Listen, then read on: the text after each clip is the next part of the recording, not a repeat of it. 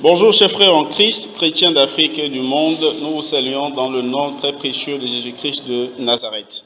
Comme vous le savez déjà, une série d'enseignements a démarré avec le frère Georges du Bénin et les autres frères du Bénin pour toucher davantage des chrétiens, mais aussi des non-chrétiens pour Christ. Et donc nous sommes très heureux de vous savoir nombreux à nous écouter, à nous suivre et à nous poser vos préoccupations si vous les avez. Mais avant de commencer l'enseignement de ce jour, nous allons recommander cet enseignement à l'Esprit Saint afin qu'il nous guide. Et sur ce, nous allons prier. Au nom de Jésus-Christ de Nazareth, nous prions. Père, nous te rendons grâce, nous te bénissons pour ce moment de partage que tu as institué. Père, ce n'est pas par notre propre volonté que nous voulons parler de ta parole. Ce n'est pas par notre propre volonté que nous voulons faire cet enseignement, mais c'est toi qui l'as voulu, afin que les âmes qui ont soif, Seigneur, de cette volonté puissent être touchées et délivrées. Car ta parole déclare dans Jean 8, verset 32, que nous connaîtrons la vérité et la vérité nous affranchira. Nous prions et recommandons en tes mains, Seigneur, cette séance, ceux et celles qui vont l'écouter. Seigneur, nous recommandons et remettons en tes mains leur cœur, leur écoute, Éternel des armées, afin que leur vie soit touchée et que la vérité, Seigneur, puisse libérer beaucoup d'âmes de par le monde. C'est au nom de Jésus-Christ de Nazareth que nous avons prié. Amen. Ainsi, frère Georges. Bonjour, frère Cyril. Bonjour.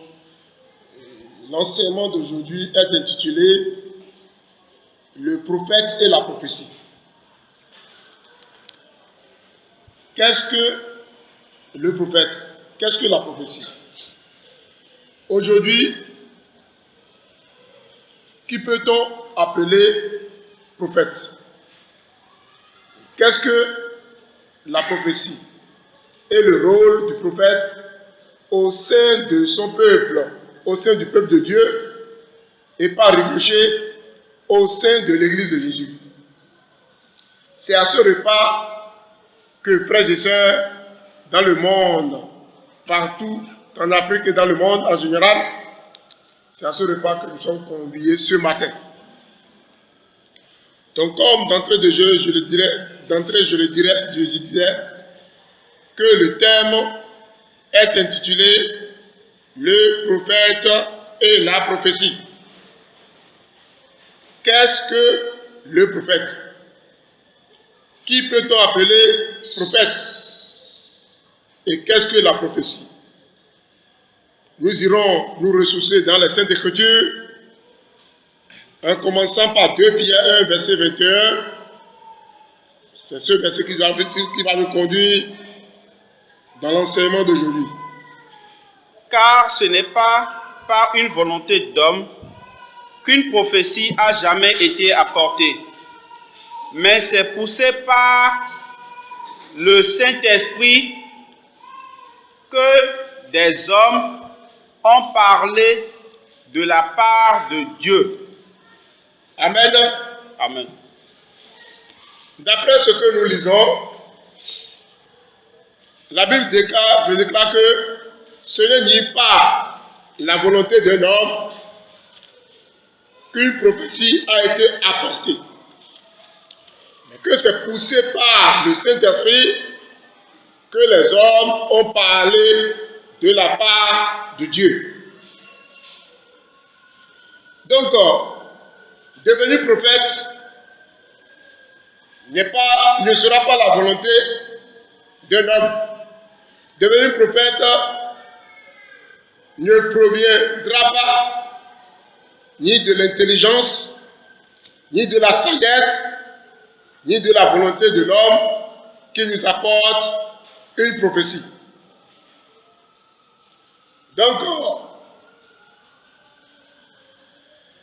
Donc partant de là, comme référence, nous pouvons dire que Dieu a utilisé beaucoup de prophètes pour annoncer la venue et l'œuvre salvatrice de son Fils Jésus-Christ à la croix. Donc Dieu, ayant utilisé beaucoup de prophètes, beaucoup d'hommes, pour annoncer le salut de l'humanité. qui sera accompli en notre Seigneur Jésus-Christ. Donc, tous les prophètes de l'Ancien Testament ont annoncé Jésus-Christ, son œuvre et son Église. Comme référence, Moïse a été utilisé pour conduire un peuple et pour annoncer Christ. Car, selon Hébreux 3, on dit qu'il a été fidèle serviteur dans la maison de Dieu. Mais Christ est le Fils. C'est pour cela que lui, Moïse, dans Deutéronome 18, verset 15, dans ce peuple, au sein de ce peuple d'Israël, lui aussi avait annoncé Jésus-Christ comme étant le prophète qui devait venir après lui. Deutéronome 18, verset 15. L'Éternel, ton Dieu, te suscitera du milieu de toi, dans tes frères, un prophète comme moi, vous l'écouterez. Amen. C'est Moïse qui parlait. Il dit, l'Éternel suscitera un prophète comme moi au sein du peuple. Il dit, vous l'écouterez.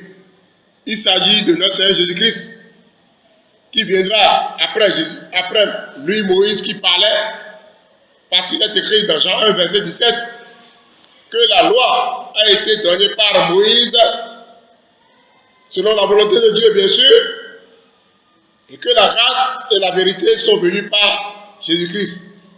Donc plusieurs prophètes ont annoncé la venue du Christ. Qu'est-ce que la prophétie? La prophétie, c'est une prédiction. La prophétie, c'est annoncer d'avance ce qui doit arriver. Il y a trois mots fondamentaux que nous devons garder. Ces trois mots fondamentaux que nous devons garder, il s'agit de avance. C'est annoncer d'avance. Il y a le mot d'avance, il y a le mot doit, et il y a le mot arriver. La prophétie, c'est une prédiction, comme je le disais. C'est aussi annoncer d'avance ce qui doit arriver. Mais cela ne provient ni de l'intelligence, ni de la sagesse, ni de la volonté de celui qui apporte la prophétie. Comme l'a dit l'apôtre Pierre, c'est poussé par le Saint-Esprit que les hommes ont parlé de la part de Dieu. Donc le prophète, c'est celui qui est revêtu de l'onction prophétique. L'Esprit de Dieu qui lui révèle des choses venant de Dieu et à qui Dieu confère une autorité pour agir. C'est ça le prophète. Donc nous irons dans les Saintes Écritures, nous irons lire Ésaïe 7, verset 14, pour savoir si ce que nous disons est en conformité avec les Saintes Écritures.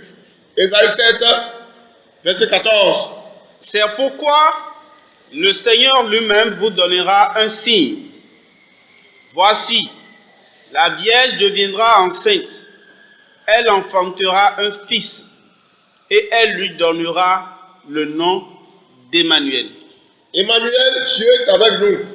La parole de Dieu dit dans Jean 1, verset 1er, que la parole était au commencement, la parole était avec Dieu, et la parole est Dieu. Jean 1, 14 dit, la parole a pris chair, et il est venu habiter au milieu des hommes avec toute grâce et toute vérité. Et c'est cette parole que c'est de cette parole que nous avons reçu la vérité, car elle-même est la vérité. Donc ce que Ésaïe disait était une prophétie de la naissance de Jésus-Christ. Galates 4, verset 4. Mais lorsque les temps ont été accomplis, Dieu a envoyé son Fils, né d'une femme, né sous la loi. Amen. Donc, comme nous l'avons dit, que prophétiser, c'est parler de la part de Dieu sous l'onction du Saint-Esprit. C'est annoncer d'avance ce qui doit arriver. C'est pour cela que nous avons pris les références comme Isaïe 7,14, Galates 4,4, ce que Isaïe a annoncé. Galates 4,4 nous dit que lorsque les temps ont été accomplis, il est né un fils, Jésus-Christ, né d'une femme sous la loi. De nos jours, plusieurs prophètes, pasteurs, apôtres,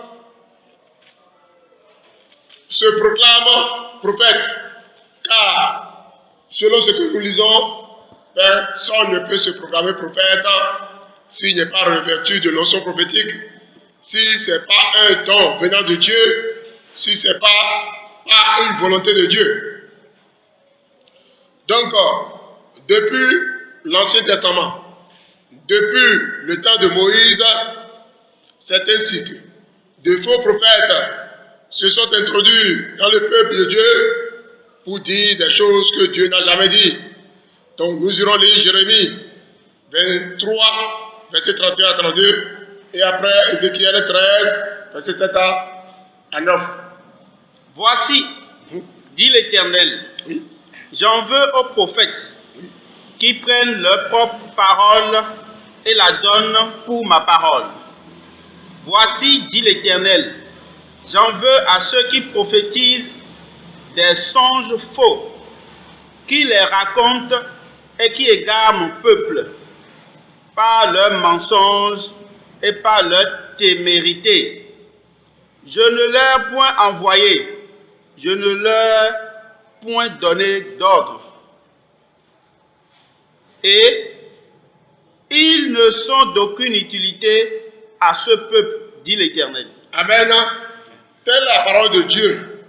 Là où il y a la vérité, il y a toujours le mensonge. Tel ce qui se passait au milieu du peuple d'Israël. Dieu a véritablement suscité des prophètes qui parlaient de la part de Dieu, mais au même moment, les faux prophètes se sont introduits pour dire des choses qui ne viennent pas de l'esprit, mais qui viennent de la vanité de leur cœur.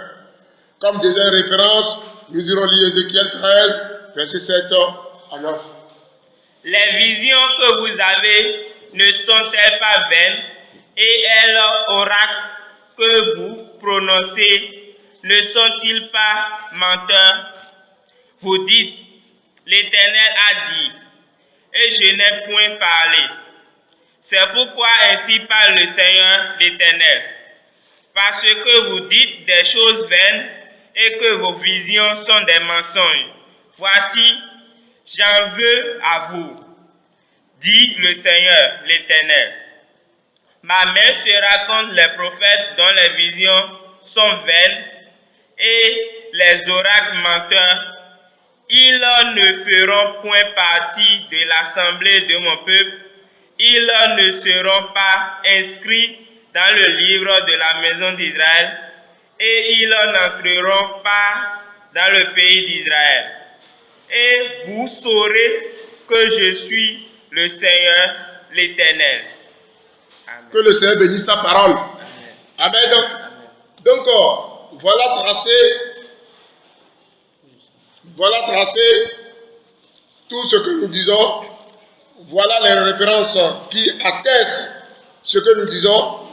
Parce que là où il y a la vérité, il y a toujours le mensonge. Et de nos jours, le mensonge a envahi le peuple de Dieu.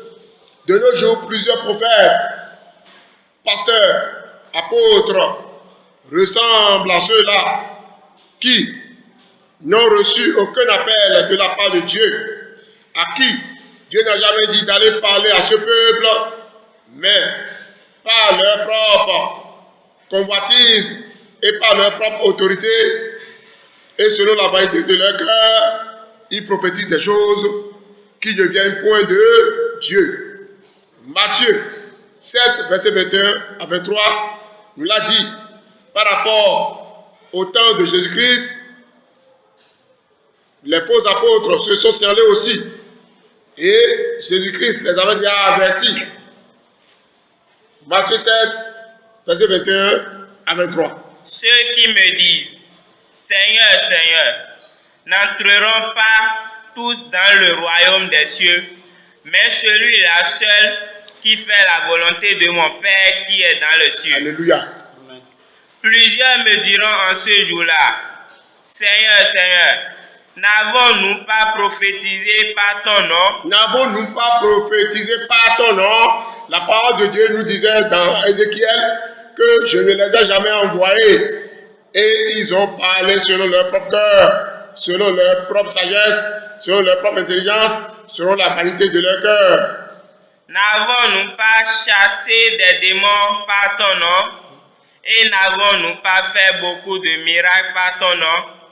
Alors je leur dirai ouvertement, je ne vous ai jamais connu. Retirez-vous de moi, vous qui commettez l'iniquité. Telle est la parole de Dieu. Tel sera le sort des faux apôtres, des faux ministres de Jésus-Christ, des serviteurs du diable, déguisés en apôtres de Jésus-Christ, qui existaient depuis les vieux temps, mais que nous remarquons de plus en plus dans le monde de nos jours.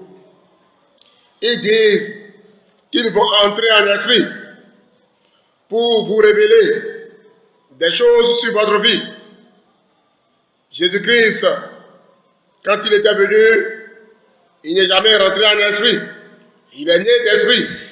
Et face à cette femme samaritaine, Jésus-Christ parlait librement et révélait à cette femme sa vie passée, sa vie présente et les choses futures. Comme référence, nous irons lire Jean 4, versets 16 à 19. Va, le dit Jésus, appelle ton mari et viens ici. La femme répondit, je n'ai point de mari. Jésus lui dit, tu as eu raison de dire, je n'ai point de mari, car tu as eu 5 maris, et celui que tu as maintenant n'est pas ton mari. En cela tu as dit vrai. Seigneur, lui dit la femme, je vois que tu es un prophète. Nos pères ont adoré. Amen. C'est bon. Jusqu'à combien? 19. Jusqu'à 19. C'est ça, j'avais dit. Amen. Amen. Donc, Jésus-Christ étant né d'esprit, il n'a point besoin d'entrer en esprit pour révéler à qui que ce soit les choses passées, présentes ou futures. Donc, Jésus-Christ devant la femme samaritaine, il lui disait, tu as 5 maris, mais celui qui est avec toi maintenant n'est pas ton mari. Et la femme samaritaine était étonnée de voir quelqu'un de vous qui lui parlait librement, qui lui révélait sa vie. Il dit, je vois que toi tu es un prophète. Jésus-Christ est le prophète que Dieu a envoyé, le dernier d'ailleurs, que Dieu a envoyé pour nous délivrer de la mort. Le verset 29 dit quoi? Le verset 29 de Jean 4 dit quoi?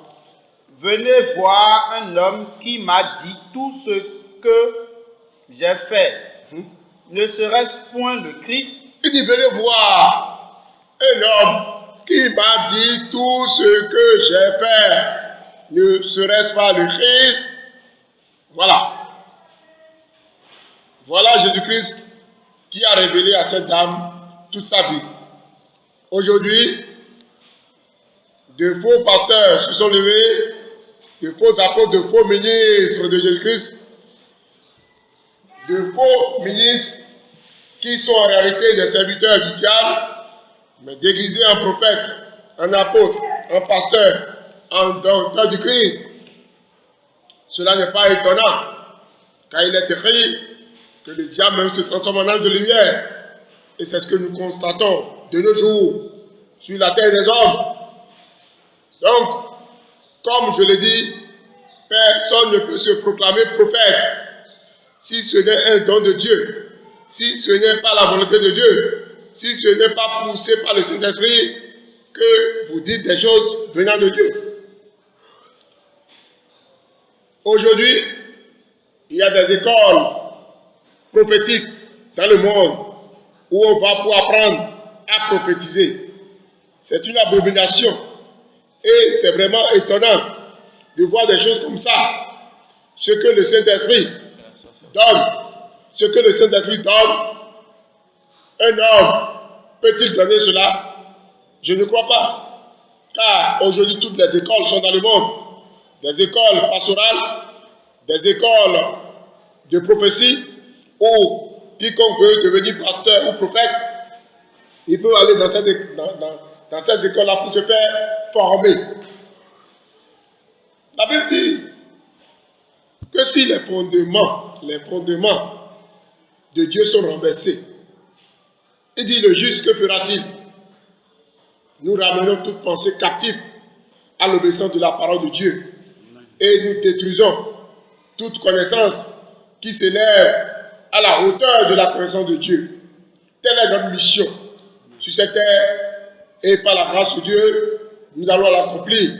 Si nous accorde la grâce, nous allons l'accomplir. Parce que aujourd'hui, nous voyons des gens exhiber les cas de visite, soi-disant qu'ils sont des prophètes, qu'ils sont des pasteurs, qu'ils sont des bishops. Cela n'est pas étonnant parce que c'est dans le monde que nous recherchons des titres. Et lorsque nous exhibons ces choses, nous nous glorifions. Au lieu de glorifier Dieu, on se glorifie par nos titres. Une école prophétique dans le monde, cela sort du cadre de Dieu. Cela est la preuve que les fondements de Dieu sont véritablement renversés et que chacun suit désormais ses voies. Et c'est ce que Jésus avait dit. Parce que Jésus avait prévenu des gens. Ils diront ce jour-là, nous allons prophétiser en ton nom. Il leur dira ce jour-là, je ne vous ai jamais connu, car vous êtes des ouvriers d'iniquité. Vous avez dit avoir récompense sur la terre, car lorsque vous prophétisez, vous ne prophétisez que des choses qui sont sur la terre. Car aujourd'hui, vous allez entendre que le prophète, ou le pasteur, ou le révérend te dira, Dieu m'a dit, alors que Dieu n'a rien dit. Parce que Dieu a dit, et que le prophète, le révérend ou le pasteur vous révèle dans vos communautés, c'est qu'il te dit par exemple que je te vois dans ton mariage, je te vois acheter un véhicule, je te vois dans ta villa, je te vois. C'est que les pasteurs d'aujourd'hui vous révèlent les choses de la terre. Et lorsqu'ils vous révèlent les choses de la terre, ils ont leur ruse pour vous atteindre. Quand ils vont vous révéler les choses de la terre, ils vont vous convier maintenant à être obéissants dans vos offrandes, dans vos dîmes, afin que ce que Dieu leur a dit, ou ce que Dieu leur a révélé dans leurs songes, ou dans leur esprit, soit accompli. C'est des faux pasteurs déguisés en apôtres de Jésus-Christ. Or, ce sont des ouvriers trompeurs, des ouvriers de diable. C'est pour cela que la vérité sera restaurée partout dans le monde, car Dieu suscitera des pierres pour parler en sa faveur, car ce qui se passe aujourd'hui dans le monde est vraiment désolant, et cela n'est pas assis sur la doctrine de Jésus-Christ. Car les apôtres, ils ont travaillé, ils ont vu leur vie, ils ont vu leur travail, mais aujourd'hui, ils ont prospéré l'évangile. Aujourd'hui, les gens veulent se prospérer par le biais de l'évangile. Les gens veulent manger par le biais de l'évangile. Ainsi, on peut vous promettre des choses. On peut vous dire que Dieu a dit, alors que Dieu n'a jamais dit. Il est en train de les prévenir. Il dit, je les ferai boire la coupe. Ce que Jésus a dit dans les Écritures, Jésus-Christ l'a attesté par sa parole. Il dit, je ne vous ai jamais connu. Ça sera la parole qui vous sera adressée. Le jour du jugement, repentez-vous et revenez dans la grâce de Dieu, afin de recevoir les oracles de Dieu, afin de recevoir l'onction de Dieu, afin de recevoir les révélations spirituelles et puissantes de Dieu, et de servir Dieu dans la vérité, et non dans le mensonge. Car ce qui se passe dans le monde, les gens te diront qu'ils ont fait telle école, ils ont fait telle école prophétique, ils ont fait telle école pastorale, ils ont le carte de visite, ils ont le titre. Cela est vraiment sorti du cadre de la volonté de Dieu, du cadre de la doctrine de Dieu. C'est pour cela que celui qui allait se faire former, c'est celui qui a reçu les choses de la chair. Les choses de la chair, celui-là, il ne pourra hériter le royaume des cieux. Il va amasser dans ce monde, mais que cette parole de Matthieu 7, 21, 23 est certaine et cela va s'accomplir dans la vie des méchants, dans la vie des faux prophètes, dans la vie des faux pasteurs. Jean 3, verset 5 à 6. Jésus répondit, en vérité, je te le dis, si un homme ne naît d'eau et d'esprit, il ne peut entrer dans le royaume de Dieu. Ce qui est né de la chair est chair, et ce qui est né de l'esprit est esprit. Ce qui est né de la chair est chair, ce qui est né de l'esprit est esprit. Tu es parti apprendre à devenir pasteur. Tu es parti dans une école pastorale. Tu es parti apprendre à prophétiser. Apprendre à faire des choses que le Saint-Esprit lui-même réalise dans la vie de chacun de nous. Tu es né de la chair et tu ne peux que enseigner la chair. Lorsque tu enseignes la chair, tu vas enseigner, tu vas révéler au peuple de Dieu les choses de la terre. Tu vas leur promettre des choses que Dieu n'a jamais promis. Alors, celui qui est un véritable prophète de Dieu, c'est celui qui parle de la part de Dieu. C'est celui qui est revêtu de l'onction du Saint-Esprit, qui lui révèle des choses véritables de Dieu, qui lui confère une autorité, un pouvoir pour agir partout dans ce monde. C'est pour cela que dans l'Ancien Testament, nous avons vu le prophète Élie, Naaman chez Élie. Nous avons vu Élie qui a guéri Naaman de la lèpre. Référence dans 2 Rois 5, verset 1, 8 à 10, 14 à 16, 20 à 27. Nous n'allons pas lire ce verset. Vous allez lire ce verset vous-même. Mais nous prenons comme exemple Naaman chez Élie. Naaman qui a guéri. Élie qui a guéri Naaman de la lèpre, qui refusa de prendre des présents. Mais Géasi, son serviteur, avide de gains sordides, est allé à la rencontre de Naaman pour lui prendre des présents. Mais comme l'Esprit de Dieu étant sur Élie, Élie a vu tout ce que son serviteur Géasi a fait. Dieu lui a révélé ces choses et que du retour de Géasi, Élie lui dit, mon serviteur, tu étais où? Comme les menteurs d'aujourd'hui, il dit, ton serviteur n'était allé ni à gauche, ni à droite. Et par révélation du Saint-Esprit, Élie lui disait, ce n'est pas le moment de prendre des présents. Il dit, la lèpre de Naaman s'attachera à toi. Ce qui arriva au même instant, la Bible dit dans 2 Rois 5, verset 27, que Géasi sortit de la présence d'Élie avec la lèpre de Naaman. C'est ça que nous appelons la révélation prophétique. C'est ça que nous appelons l'onction prophétique. C'est ça que nous appelons l'autorité prophétique. C'est ça. Nous pouvons aussi prendre comme exemple Élie et les adolescents au moment où Élie partait. Et des adolescents se moquaient de lui. Dans 2 Rois 2, verset 23 à 24, ils se moquaient de Élie. Ils lui disaient, monte chaud.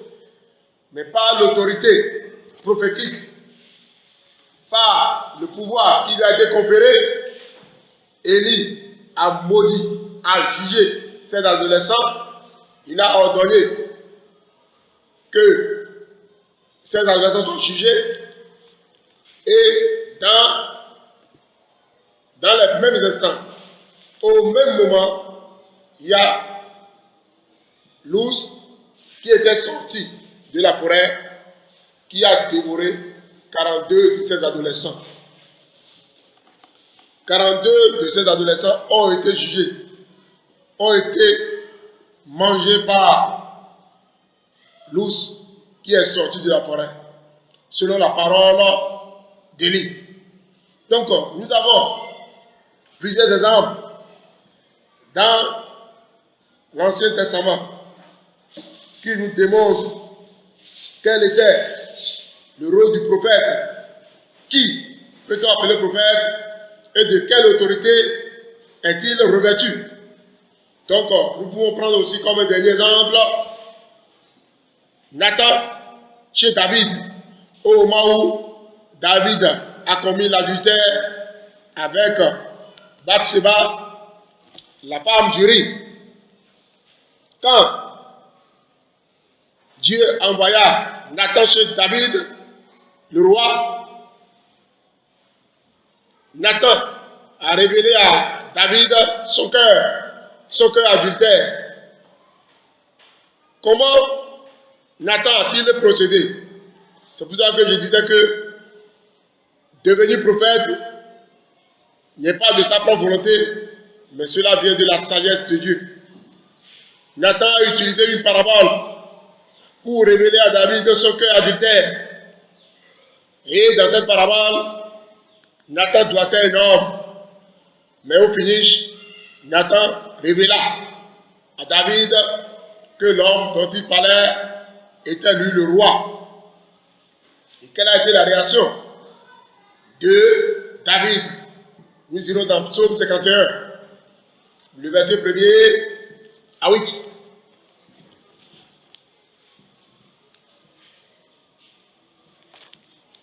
Psaume 51, verset 1er à 8. Après que David ait commis l'adultère avec Bathsheba, la femme d'Uri. Lorsque Nathan, le prophète, vint à lui, après que David fut allé vers Bathsheba, « Ô Dieu, aie pitié de moi dans ta bonté. Selon ta grande miséricorde, efface mes transgressions. Lave-moi complètement de mon iniquité et purifie-moi de mon péché. Car je reconnais mes transgressions et mon péché est constamment devant moi. J'ai péché contre toi seul et j'ai fait ce qui est mal à tes yeux, en sorte que tu seras juste dans ta sentence, sans reproche dans ton jugement. Voici, je suis né dans l'iniquité et ma mère m'a conçu dans le péché.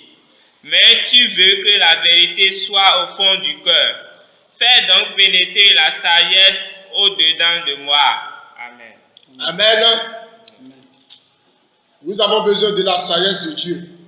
Nous avons besoin de cette vérité qui sera l'onction qui coulera dans nos veines afin que nous soyons de véritables ouvriers et serviteurs de Dieu sur la terre des hommes.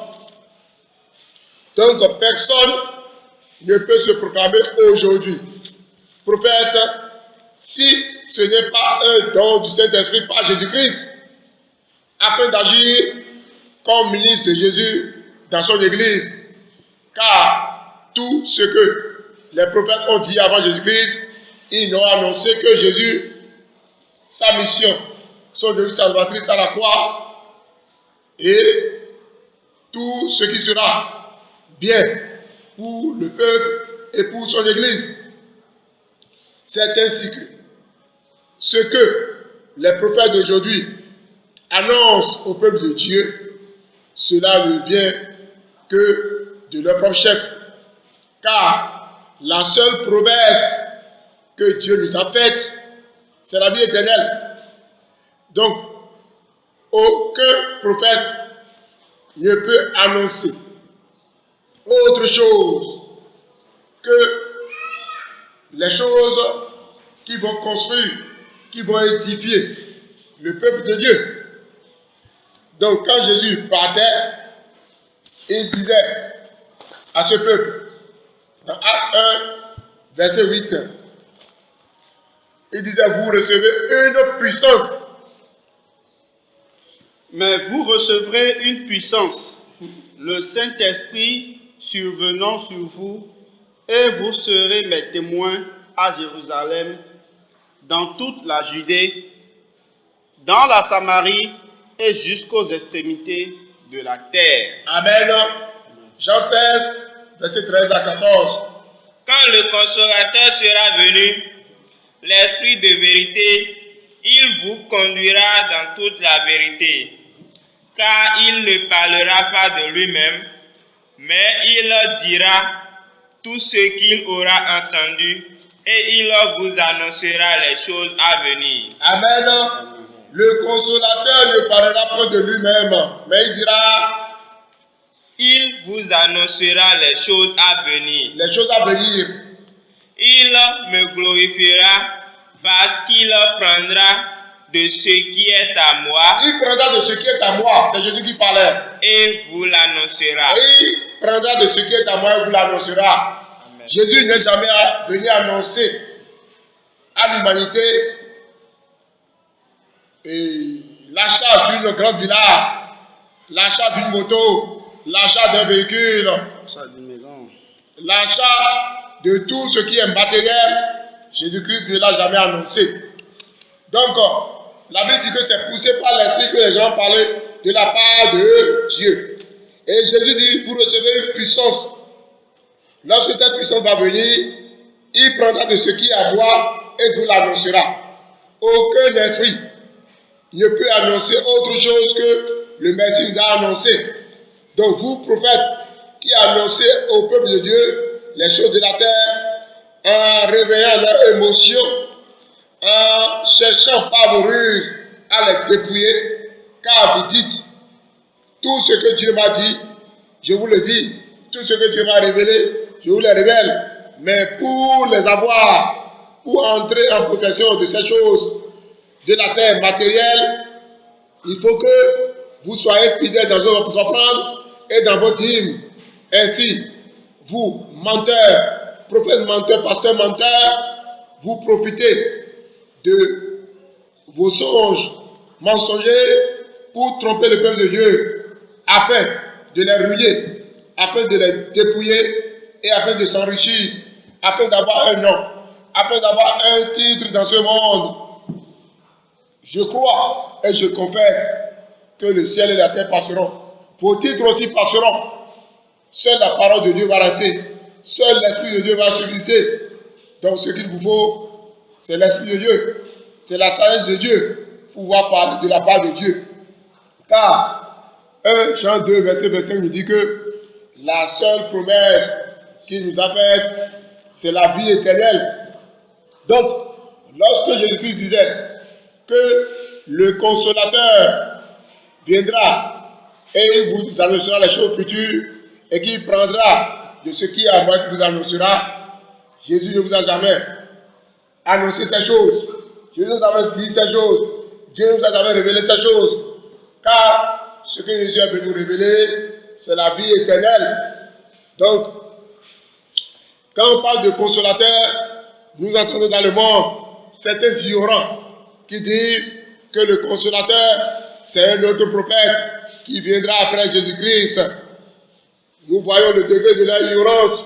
C'est pour cela que nous irons lire Daniel 9, verset 26. Après les 62 semaines, un oint sera retranché et il n'aura pas de successeur. Le Messie sera retranché, c'est lui le oint.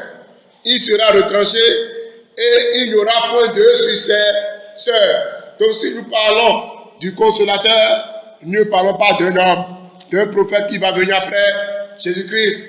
Tous les prophètes qui sont venus après Jésus-Christ, c'est ceux qui sont sortis de ses rêves. C'est ceux qui ont reçu un don venant de sa part. Sinon, ce sont de faux prophètes qui sont venus travailler pour eux-mêmes et leur récompense. Jésus les a déjà avertis au moment où il était dans sa mission sur la terre, dans Matthieu 7, versets 21 à 23.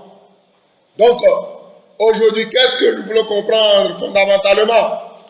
Quel est alors le rôle du prophète au sein du peuple de Dieu? Quel est le rôle du prophète au sein du peuple de Dieu? Ce que le prophète a annoncé au peuple de Dieu, c'est de révéler au peuple de Dieu leur cœur, afin de les amener à la repentance et afin de les amener à se réconcilier à nouveau avec Dieu. Nous avons vu comme référence Nathan chez le roi David, quand Nathan le prophète lui révéla son cœur de péché, son cœur adultère. Cela a amené David à se repentir afin de se réconcilier avec Dieu, afin de bénéficier à nouveau de la grâce de Dieu. C'est ça le rôle du prophète au sein du peuple de Dieu, au sein de l'église de Jésus. Le prophète a pour mission de révéler à quiconque fidèle de l'église de Jésus son cœur, afin de le pousser à la repentance et afin de l'amener à se réconcilier avec Dieu et afin de bénéficier de la grâce de Dieu. C'est ça le rôle du prophète. Le prophète, ce n'est pas celui-là qui annonce les choses de la terre. Ce n'est pas celui-là qui ne pense qu'aux choses de la terre. Mais le prophète, c'est celui-là qui est un membre du corps du Christ. C'est celui-là qui est un ministre de Jésus-Christ, qui participe à l'édification du corps du Christ, afin d'amener les gens à une stature parfaite de notre Seigneur Jésus-Christ. C'est ça le rôle du prophète. C'est pour cela que je disais que la seule promesse que Dieu nous a faite, c'est la vie éternelle. C'est pour cela que vous avez besoin de la connaissance, car il dit, oh la vie éternelle, c'est qu'ils te connaissent, toi, le seul et vrai Dieu, et Jésus-Christ que Dieu a envoyé. Vous, apôtres, pasteurs et prophètes, vous avez pour rôle et pour mission de faire connaître Dieu et Jésus-Christ au peuple de Dieu, et non de leur annoncer, de diriger leur foi sur les choses de la terre afin de les dépouiller, afin de les ruiner. Si vous ne vous repentez pas, vous allez déjà avoir votre salaire sur la terre et que le jugement est réservé. Donc, tout prophète, tout apôtre, après Jésus-Christ, je disais que c'est celui qui est sorti de ses rêves. C'est celui qui est venu selon la grâce de Dieu, selon le don que Dieu confère à chacun de nous, selon sa propre volonté. Éphésiens 4, versets 11 à 13.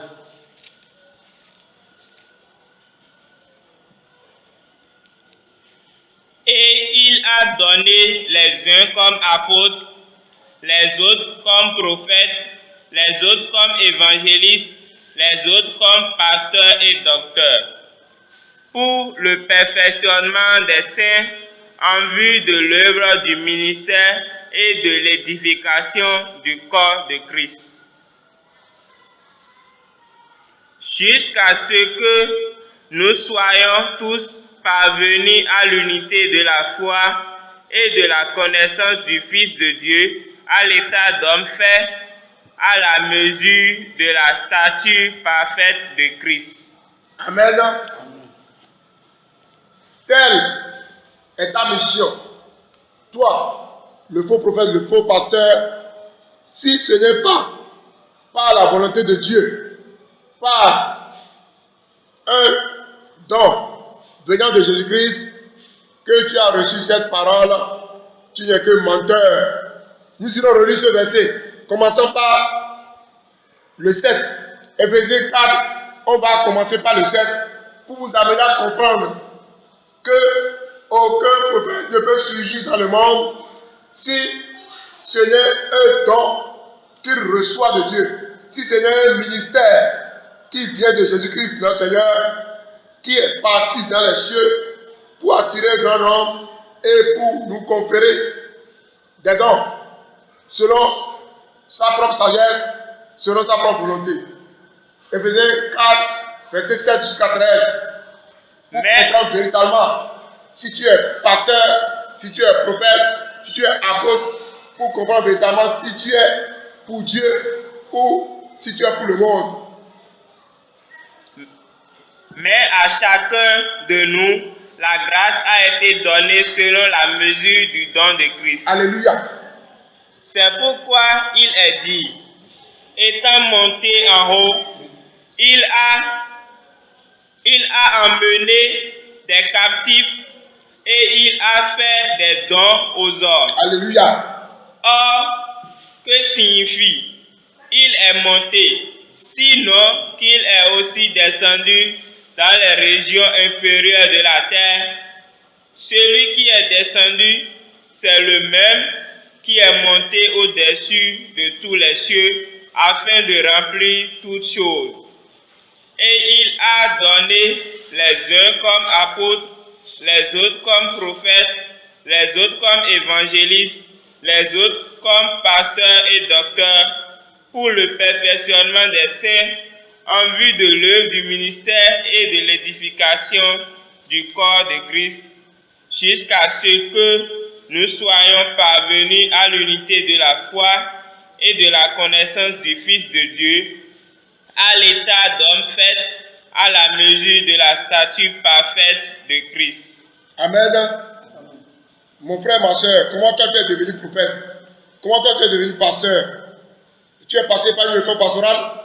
Ou bien tu es passé par une école prophétique pour te faire former pour devenir prophète? Tu n'es pas dans le plan de Dieu. Tu n'es pas dans le plan de Dieu. Car personne ne peut renverser les fondements de Dieu. Les fondements de Dieu sont inébranlables. Assis sur le roc, personne ne peut les renverser.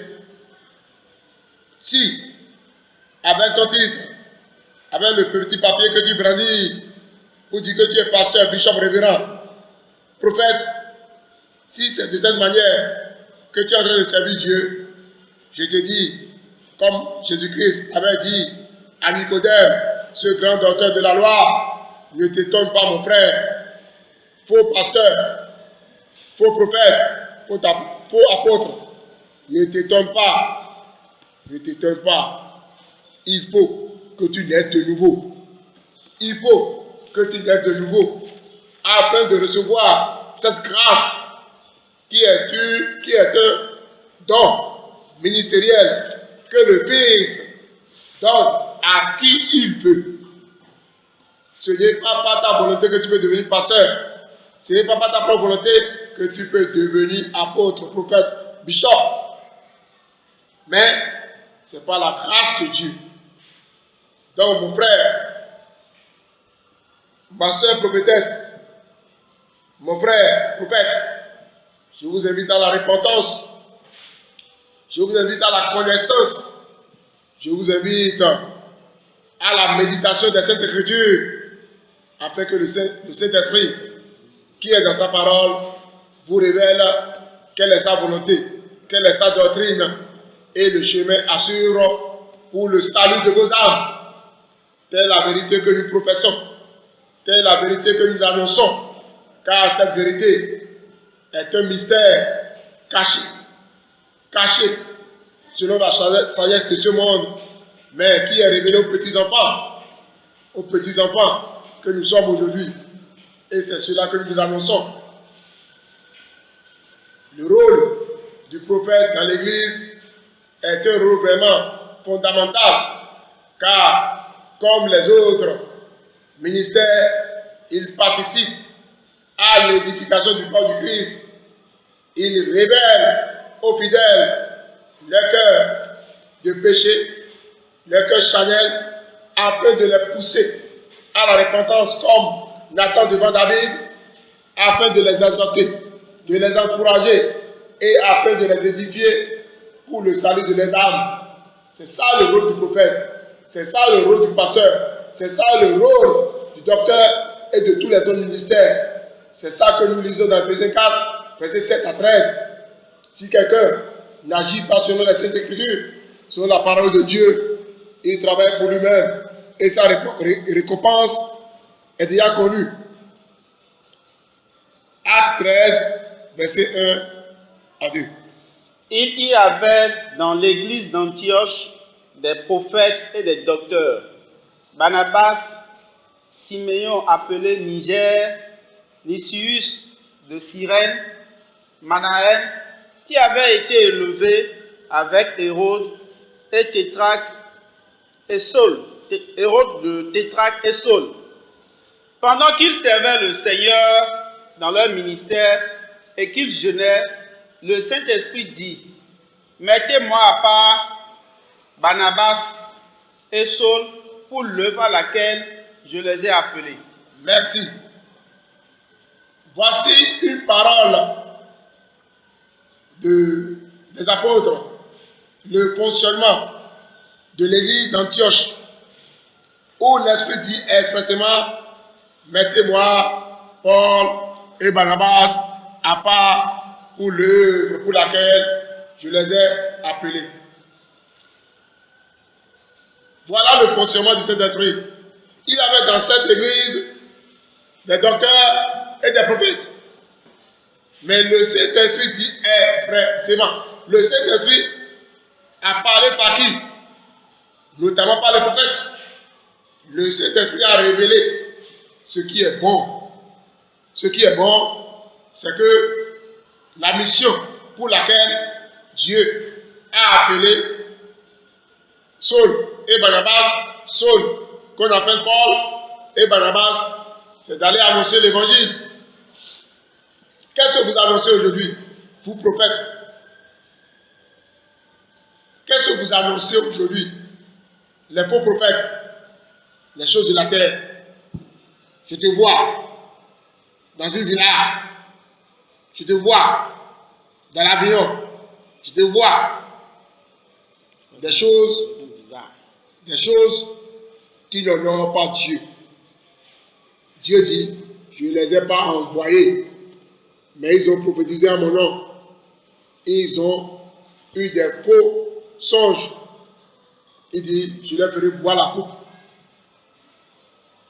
Au moment où vous entendez ces paroles, n'endurcissez pas vos cœurs, mais laissez voir la parole, mais laissez voir l'Esprit de Dieu qui est capable de vous transformer, de vous révéler ce qui est bon, agréable et parfait devant Dieu pour le salut de vos âmes. Tel est le message d'aujourd'hui. Tel est la parole.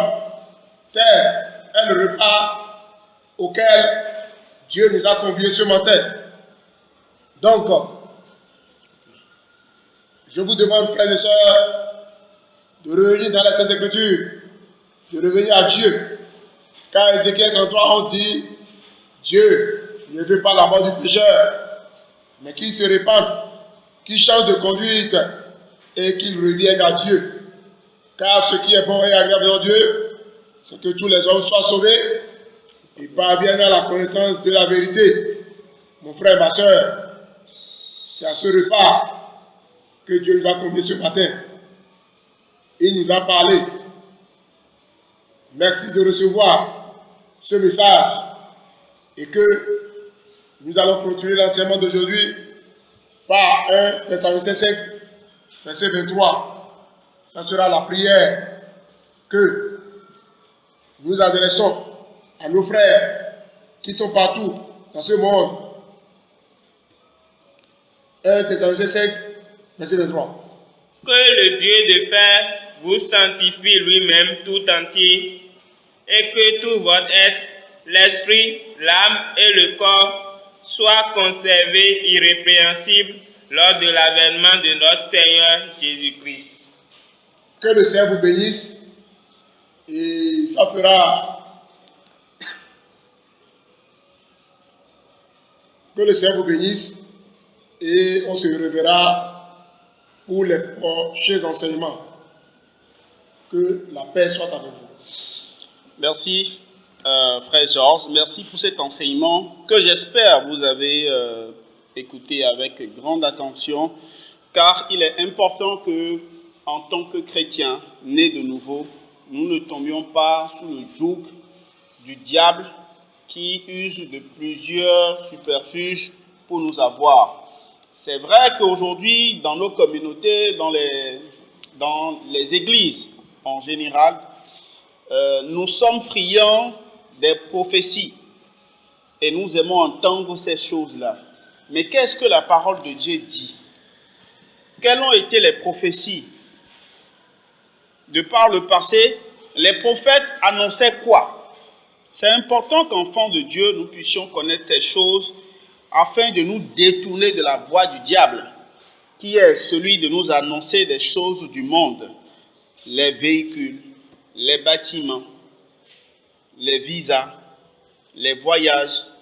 On ne nous prophétise que ces choses-là.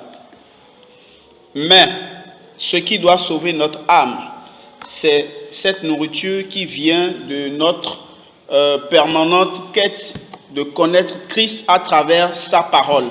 Que Dieu vous bénisse de par le monde. Partagez cet enseignement autour de vous, abonnez-vous à cette page et à la prochaine.